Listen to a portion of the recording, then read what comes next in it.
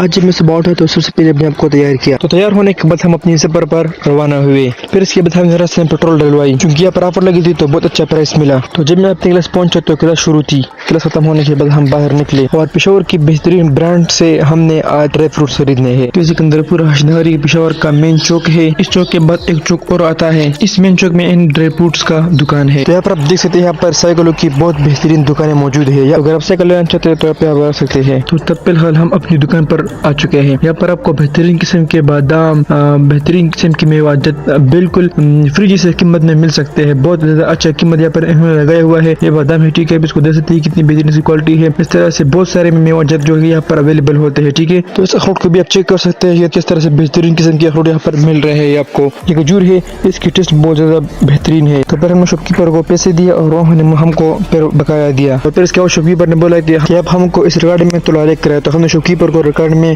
لے کر آیا. پھر ہم نے سامان اٹھایا اور گھر واپس جانے لگے. تو یہ ہمارے آج کی لائف بنتے ہیں. نیکسٹ ویڈیو تک کے لیے ہوتا ہے.